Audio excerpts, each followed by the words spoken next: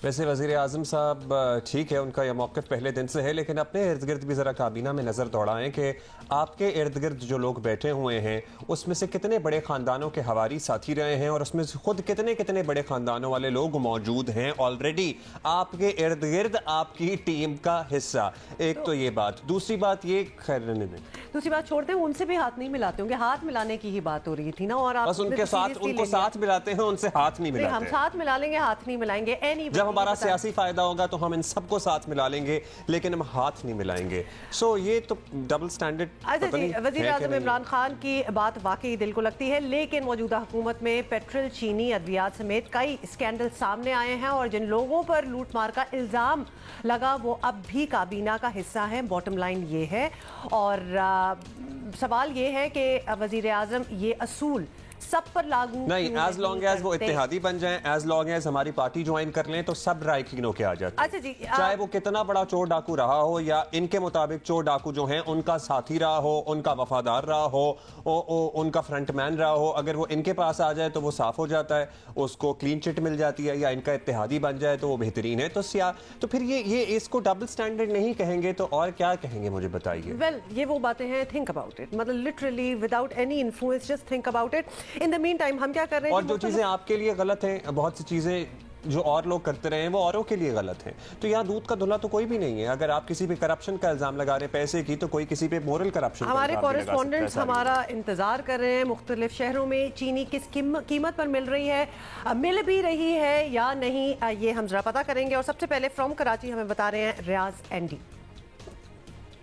Season शुरू होने से पहले मार्केट के अंदर चीनी की जो कीमत है वो स्पाइक करती है और वो हर साल हम देखते हैं, हमने इस साल भी देख रहे हैं। कल तो मार्केट के अंदर बहुत ज़्यादा तेज़ी थी एंड वजह उसकी ये थी कि जो एक्स मिल कीमत है वो स्पाइक कर रही थी, उसके साथ होलसेल प्राइस, और फिर डेफिनेटली जैसे वो होलसेल मार्केट से बाइंग हो रही है तो वो रिटेल लेवल पे भी इम्पैक्ट करती है। यहाँ मैं इस वक्त मौजूद हूँ फेडरल की एरिया में और यहाँ पर कुछ दुकानें जिनके पास पुराना स्टॉक है वो 120 रुपये में भी चीनी बेच रहा है, लेकिन जो कल नया लेके आए हैं वो 150 रुपये भी चीनी की कीमत मांग रहे हैं। तो ये असलियत सूरत हाल है इस वक्त। अच्छी खबर ये है कि क्रशिंग सीज़न जब शुरू हो जाएगा, इस साल बम्पर क्रॉप है और इस साल जो है वो एक्सपेक्टेशन भी ये है कि आपकी शुगर की जो प्रोडक्शन है वो भी बढ़ जाएगी। तो बहुत पॉसिबल है कि कीमत जो है वो वापस रिट्रेस करेगी, लेकिन होता ये है कि 110 से कीमत रिट्रेस करे तो उसके पास मार्जिन कम होता है, लेकिन अगर वो हायर साइड पे आप ले जाएं और वहाँ से रिट्रेस करती है तो बहुत पॉसिबल है कि वो 120-125 की रेंज में आके कहीं रुके। मैं कोई प्राइस को इंटीमेट नहीं कर रहा हूँ, लेकिन ये तरीक़ेकार है कि 20-25 रुपये मार्केट नीचे आती है। कराची की होलसेल मार्केट का अहवाल तो आपने जान लिया, अभी लाहौर चलते हैं। लाहौर से हमें अपडेट करेंगे Jawad Malik. Over to you Jawad. जी, महंगाई की अगर बात करें तो हम देख रहे हैं कि हर शोबा ही इससे यकसा मुतासर नज़र आता है। सब्जियों, फलों, दालों, घी, किसी चीज़ की बात कर लें, गोश्त की, तो इस वक्त हम देख रहे हैं कि चीज़ें जो हैं वो बढ़ती ही जा रही हैं और रुकने का नाम नहीं ले रही। और अगर हम बात करें आज चीनी के हवाले से ख़ास तौर पर, तो चीनी की जो कीमतें हैं पिछले हम 2-3 रोज़ से देख रहे हैं कि उसमें होशरुबा इजाफा हुआ है। और आज जो चीनी की कीमत थी अकबरी मंडी में, थोक मार्केट में, वो 135 रुपये किलो बिकी है और बाज़ार में अगर जाएँ तो 140 रुपये किलो है। तो ये मुल्क की जो इस वक्त बुलंद तरीन सतह है वहाँ पर चीनी जा चुकी है। और हम देख रहे हैं कि इसके पीछे कई वजूहात हैं, जिसमें बड़ी वजह जो सामने नज़र आ रही है, एक तो चीनी की जो मकामी चीनी है उसके स्टॉक्स ख़त्म हो चुके हैं और ख़ास तौर पर इस वक्त क्रशिंग जो शुगर मिल मालकान है, पंजाब हुकूमत है, उसके दरमियान तनाज़ा शिद्दत इख्तियार कर गया है क्रशिंग सीज़न के हवाले से। पंजाब हुकूमत ने कहा था कि क्रशिंग सीज़न हम 1 नवंबर से शुरू कर देंगे, लेकिन हम देख रहे हैं कि शुगर मिलों ने इस हवाले से इनकार कर दिया था और उन्होंने कहा था कि ये 20 नवंबर के बाद अगर हम उनसे बातचीत करेंगे पंजाब हुकूमत से, फिर क्रशिंग सीज़न का आगाज़ होगा। तो हम देख रहे हैं कि जो मिलें हैं वो ड्राई हो चुकी हैं, जो बाज़ार हैं ख़ास तौर पर अकबरी मंडी और मेन जो होलसेल मार्केट्स हैं वहाँ पर भी हमें मुकामी चीनी की जो इस वक्त किल्लत नज़र आ रही है। और यही वजह है कि डिमांड और सप्लाई को जवाब बनाकर हम देख रहे हैं कि चीनी की कीमत में रोज़ इजाफा हो रहा है। कल से आज तक अगर हम बात करें तो 9 रुपये किलो इजाफा हो चुका है। तो इस वक्त आवाम इस सूरत हाल से खासे तंग नज़र आते हैं। Thank you Jawad Malik. तो लिहाजा हाल तो हर जगह बस एक ही जैसा है और पेशावर से भी देख लेते हैं कि वहाँ क्या सिचुएशन है चीनी के हवाले से। रसूल दावर, अप टू यू। छोटे दुकानदारों के साथ हमने देखा कि वहाँ पे चीनी की जो रेट है, चूँकि उनके साथ पुरानी चीनी जो है वो पड़ी हुई है, इसलिए 130 से 135 तक बिकती है, लेकिन जो नया रेट आ रहा है मार्केट में नई चीनी जो दुकानदार होलसेल डीलर ख़रीद रहे हैं वो 146 रुपये फ़ी किलो के हिसाब से पड़ती है। इनका ये कहना है कि चूँकि 1-2 रुपये इस पर मजदूरी है तो ये 150 रुपये पे कम से कम एक दुकानदार 1 किलो चीनी फ़रोख्त करेंगे। तो इसी तरह पेशावर में आज जो चीनी की भाव है होलसेल के हिसाब से वो 150 रुपये तक पहुंच गया है। छोटे दुकानदारों का ये कहना है कि जो ही इनका पुराना स्टॉक ख़त्म हो जाए तो नया स्टॉक जो आएगा तो उसका रेट 155 तक चला जाएगा। इस वक्त एक होलसेल डीलर है, वो भी कुछ चीनी की बोरी वो हम देख रहे हैं कि उतार रहे गाड़ी से, उनसे पूछते हैं कि उसको कितने में पड़ी है। रसूल तावड़ हमें पेशावर से अपडेट कर रहे हैं। पेशावर में भी यही सूरत हाल है, चीनी तो बढ़ी रही है पेट्रोल की कीमतें बढ़ने के बाद, जो कि सर्टनली एक आलमी फिनोमेना है, हम सबको इस बात का इदराक है। लेकिन हमारी मुश्किलात तो कम हो रही है क्योंकि हमारी आमदनी का कोई है ही नहीं, कोई लेवल ही नहीं है as compare to the world.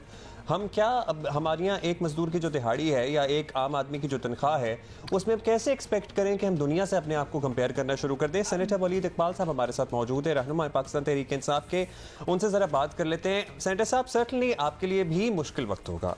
It is not easy for anybody in your position to defend और to explain whatever is going on around us, क्योंकि एक आलमी फिनोमेना ऑफ इन्फ्लेशन है, लेकिन एट द सेम टाइम हमारे हालात और भी ज़्यादा बुरे हैं। खत्ते में सबसे ज़्यादा इन्फ्लेशन हमारे यहाँ ही है। तो क्या सोच रहे हैं या क्या कर रहे हैं या क्या एक्सप्लेनेशन इसकी हो सकती है? हमें तो खुद यही नहीं समझ आता। देखें जी, एक तो आप अभी कुछ देर पहले अपना सारा दिखा रहे थे जो चीनी के हवाले से, मैं इसका स्पेशली आपको अर्ज कर दूं, जिस तरह आपके कराची के कॉरेस्पॉन्डेंट ने कहा कि ये एक आर्जी भी है और इंशाल्लाह बम्पर क्रॉप एक्सपेक्टेड है। तो इसमें तो अभी बिल्कुल ये आर्जी, इसके बाद जो इस वक्त मुश्किल आई हुई है वी विल सी इंशाल्लाह कि काफ़ी उसमें रिलीफ होगी और मार्केट फोर्सेस की बुनियाद पर ही होगी। जहाँ तक इन्फ्लेशन का ताल्लुक है, जिस तरह प्राइम मिनिस्टर ने कहा, आप जरा इसका मुआवजा करें प्लीज़, क्योंकि ये अहम एक आदाद शुमार है कि वो जो ब्लूमबर्ग का जो ग्लोबल कमोडिटी इंडेक्स है उसमें एक साल में 50% इजाफा हुआ है। पाकिस्तान की इन्फ्लेशन रेट जो है वो 9% है। सो अब जिस तरह से फाइनेंस मिनिस्टर ने जब जिन दिनों बजट की डिबेट हो रहे थे उन्होंने निशानदेही की, आप इमेजिन करें कि 70% हमारी दालें जो हैं वो इंपोर्ट होती हैं, जो अभी सब्सिडी का हिस्सा भी बनी है। तो ये एक ऐसी स्ट्रक्चरल हमारा एग्रीकल्चर, अब ये ओवरनाइट तो ये बात नहीं होती, ये तो दहाइयों पे अब मुहित है कि हम किस तरह से डिपेंडेंट हैं इंपोर्टेड जो रोजमर्रा की अशिया भी हैं, जिस तरह से दालें हैं और 70% वो इंपोर्ट हो रही हैं।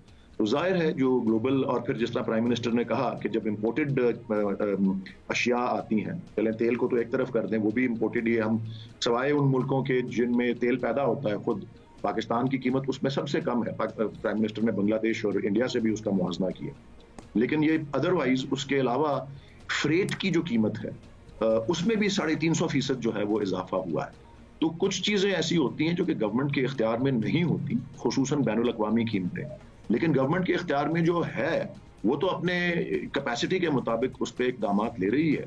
जिस तरह अभी 2 रोज़ पहले प्राइम मिनिस्टर ने ये टारगेटेड सब्सिडी का जो ऐलान किया, आप अंदाज़ा नहीं कर सकते कि कितने स्केल की ये पैकेज है, और पाकिस्तान की तारीख का सबसे बड़ा फलाही और ये जो कहते हैं रिलीफ पैकेज जो है। साहब, आपकी कोशिशों का आप तस्करा कर रहे हैं, लेकिन opposition at the same time कल भी हमें कहती हुई नजर आई कि जो रिलीफ पैकेज जो उनके मुताबिक रिलीफ नहीं है। खैर, वजीर आजम साहब इसे रिलीफ पैकेज कह रहे हैं, ये तो बैलेंस आउट हो जाएगा बिकॉज पेट्रोल अगर इतना बढ़ गया है, अगर किसी ने मोटर बाइक में भी पेट्रोल डलवाना है तो वो जो रिलीफ उसे 3 चीज़ों पर मिल रहा था उसका रिलीफ तो वहीं ख़त्म हो जाएगा। आई थिंक पेट्रोल के ऊपर भी अलहदा से आई थिंक इस पिछले वीक से 1 वीक पहले कैबिनेट मीटिंग में भी प्राइम मिनिस्टर ने इसके बात की भी तजवीज़ दी है कि जो पेट्रोल के हवाले से भी जो कम इनकम वाले अफराद हैं जो बाइक्स में पेट्रोल वगैरह डलवाते हैं, उनको अलहदा से भी उसमें सब्सिडी का जो है सिलसिला जो है वो दिया जाए। लेकिन अगर ऑपोजिशन, वो प्राइम मिनिस्टर ने तो कहा कि ऑपोजिशन का तो काम ही, ऑपोजिशन का लफ्ज़ या वो जो है उसका तो मतलब ही मुखालफत है, तो वो तो मुखालफत ही करेंगे बावजूद इसके कि ये 13 करोड़ अफराद को ये बेनिफिट करता है ये पैकेज, जो कि पाकिस्तान की 53% जो है।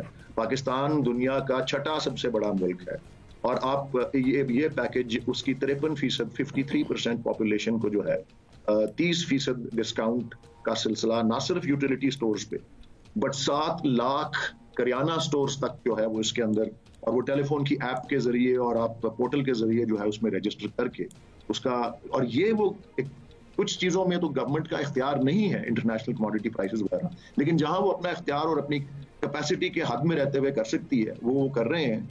और एक उसमें खास तौर पे मैं दाद देना चाहता हूँ तो एहसास प्रोग्राम की टीम है, 3.5 साल में जिस तरह वो डेटा कंपाइल किया है, पहले तो उसमें से 8.25 लाख लोग निकाले जिनके घरों में 2-2 टेलीफोन लाइंस थी और जिनके 2-2 सरकारी दौरे भी करते थे, सरकारी मुलाजिम भी थे, गाड़ियां भी रखी हुई थी और वजीफे भी ले रहे थे। इसको क्लीन अप करके, इसको शफाफ बना के, इतने स्केल के ऊपर जो डेटा इकट्ठा किया, डेटा के बगैर इतना सब्सिडी देना मुमकिन नहीं होता।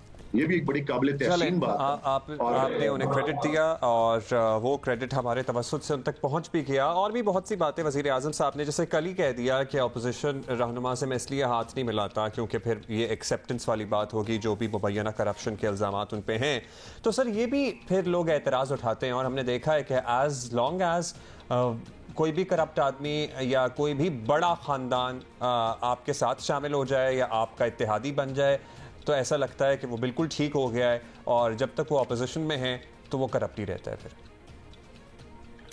मैं इत्तेफाक की बात है, मैं मौजूद था वहाँ पे कल जब ये प्राइम मिनिस्टर तकरीर कर रहे थे, क्योंकि ये अकेडमी अदबियात या पाकिस्तान अकेडमी ऑफ लेटर्स की तकरीब थी जिसमें वो ऐवान एजाज़ या हॉल ऑफ फेम पाकिस्तान के इंटेलेक्चुअल्स और स्कॉलर्स और पोइट्स और राइटर्स के हवाले से बनाया गया है।